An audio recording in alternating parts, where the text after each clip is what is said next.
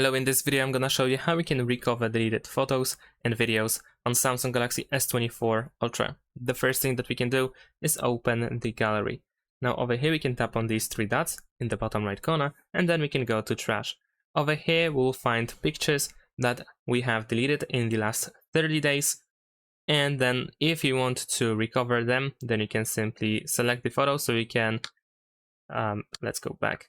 If you tap on the photo, then you can press restore, or you can press and hold your finger on the first photo, and then you will enter the multi-selection mode where you can select multiple pictures or videos, and then you can press restore in the bottom left corner.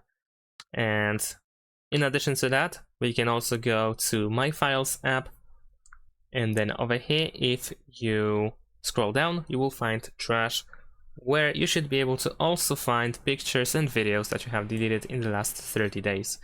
And that's it. Thanks for watching. Leave a like and subscribe to my channel, and see you in my next videos. Bye.